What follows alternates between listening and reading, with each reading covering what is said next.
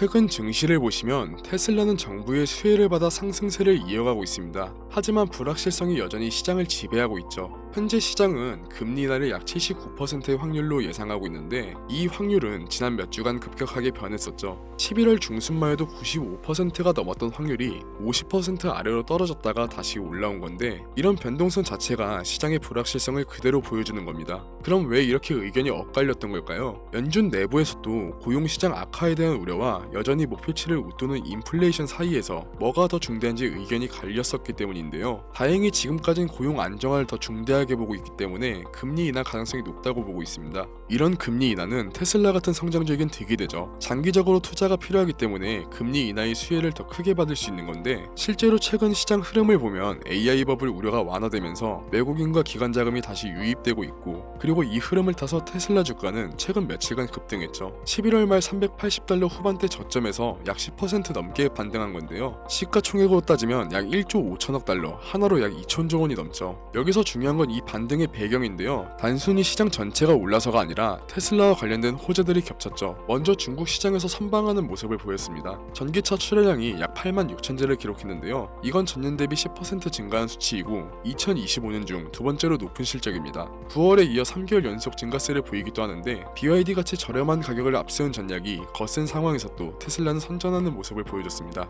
그리고 가장 큰 호재는 미국 정부의 로보틱스 산업 지원이겠죠. 트럼프 행정부의 상무장관이 로보틱스 업계에 대해 직접 지원하겠다는 언급을 했고 조만간 미국 정부와 AI 산업에 이어 로보틱스 산업에 투자할 가능성이 높아졌죠. 이건 테슬라의 옵티머스 프로젝트에 직접적인 지원을 예상할 수 있는 부분인데요. 정부가 밀어주는 산업을 선점하고 있는 테슬라는 이제 회사의 가치가 자동차 판매량으로만 평가되지 않는다는 겁니다. 시장은 이미 테슬라를 자동차 회사가 아닌 AI와 로보틱스 기업으로 보기 시작했는데 지금 시점에서 주목해야 할 건 뭘까요? 단기적으로는 테슬라의 4분기 실적과 2026년 가이던스입니다. 시장은 2025년 매출이 거의 제자리일 걸로 예상하고 있고 2026년에 약 13% 성장을 기대하고 있습니다. 만약 가이던스가 시장 기대치를 밑돌게 된다면 주가 조정이 불가피하겠죠. 그리고 FSD와 로보택시의 상용화 속도입니다. 테슬라가 자동차 회사에서 AI 플랫폼 기업으로 전환하는 게 시장이 기대하는 속도로 진행될 수 있을지가 단기간 주가 방향을 결정할 핵심 변수라는 거죠. 마지막으로 일론 머스크와 트럼프의 관계인데 긍정적으로는 규제 완화와 정부 지원 가능성이지만 부정적으로는 트럼프와 사이가 다시 안 좋아진다면 리스크가 생길 수 있겠죠. 대선 때 일론이 트럼프를 지지하게 되면서 사이가 굉장히 좋았다가 대규모 감세 법안을 계기로 갈라섰었는데 최근에는 백악관에서 이뤄진 만찬을 통해서 화해의 조짐이 보이기도 했었고 국익을 위해서라도 관계가 크게 틀어질 거로 보이진 않습니다.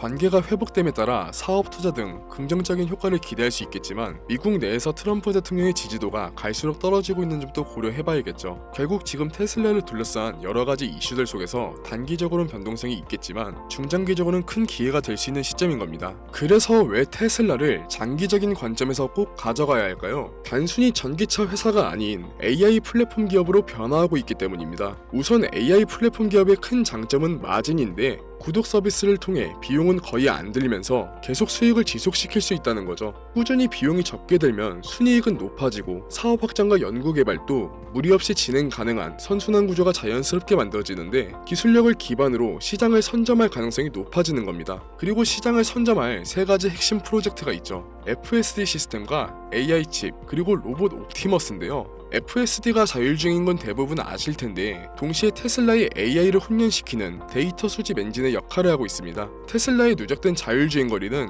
약 48억 2,000km로 지구 12만 바퀴 정도 됩니다. 그리고 지금 또 전 세계 수백만 대 차량이 매일 수집하는 데이터는 다른 기업들이 따라오기 힘들 만큼 쌓였고 쌓이고 있죠. 이 FSD를 학습시키는 구조는 섀도우 모드를 사용하는데요. 이게 뭐냐면 운전자가 직접 운전하는 동안에도 AI가 내가 운전했다면 어떻게 했을까를 시뮬레이션하고 학습하며 운전자가 어떤 판단을 잘못했는지 어떻게 개선해야 하는지 계속 배웁니다. 그렇게 수집한 데이터를 모아서 코르텍스로 쌓인 데이터를 학습시키는 겁니다. 원래 테슬라는 도조라는 자체 슈퍼컴퓨터를 통해 AI를 훈련시킬 예정이었지만 비효율적이라 과감히 포기했고 그래서 지금은 코르텍스라는 새로운 슈퍼 클러스터를 AI 훈련에 사용하고 있습니다. 성과는 물론 좋았는데요. 기존보다 AI 훈련 능력을 400% 증가시켰죠. 그리고 이전부터 자체 AI 칩 개발을 진행하고 있었는데 4세대에 이어 다음 세대인 5세대 칩도 설계에 들어갔습니다. 이 5세대 칩은 4세대 대비 무려 50배 성능 향상을 보여주는데 훨씬 복잡한 연산도 빠르게 처리할 수 있죠. 그리고 6세대 칩은 5세대에 비해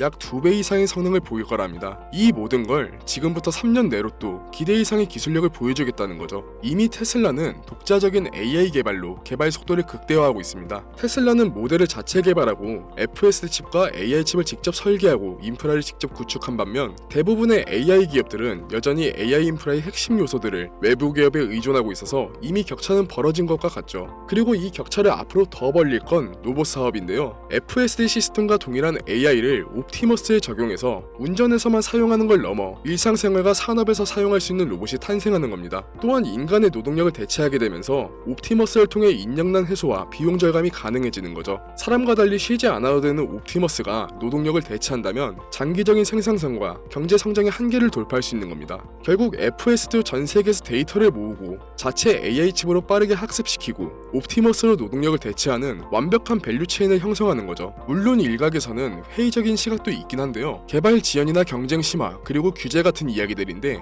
이런 리스크는 이미 주가에 반영되어 있기 때문에 오히려 지금이 기회인 거죠. 실제로 테슬라는 약속한 걸 결국엔 다 이뤄냈고 전기차 대량 생산과 기가팩토리 건설도 모두 불가능하다는 말을 들었지만 결국 해냈죠. 그리고 경쟁사들을 보면 자율주행 사업을 접거나 자동차 제작 자체를 포기했습니다. 이어서 규제 문제 또 해결되고 있죠. 미국과 중국에서도 자율주행이 허용됐고 FSD 출시를 승인받았습니다. 이렇게 리스크는 없애나가고 있는 와중에 삼성과 TSMC 등 최고위 파운더리와 협력하면서 개발 속도는 더욱 빨라지고 있죠. 결국 우리는 사놓고 기다리기만 하면 되는데 장기 보유하는 게 쉽지 않은 건 다 아실 겁니다. 기술주 특성상 변동성이 굉장히 크거든요. 분기 실적 발표 때마다 10%, 20%씩 오르락내리락하고 AI 버블 논란까지 화두되고 있죠. 그리고 대표가 일론 머스크인 이상 발언이나 행보 관련해선 리스크가 좀 있긴 합니다. 대표적으로 SNS에 폭탄 발언을 하거나 정치 활동도 있었지만 이런 리스크들은 무시할 만큼 투자할 만한 가치가 있죠. 일론의 능력과 테슬라의 기술력은 이미 증명됐기 때문에 장기 보유할 가치는 충분하다는 겁니다. 강한 멘탈과 변동성을 버틸 만한 포트폴리오만 만들어 놓으면 됩니다. 그럼 어떻게 해야 이런 변동성을 견디면서 장기 보유할 수 있는지, 포트폴리오는 어떻게 구성해야 할지 아셔야겠죠.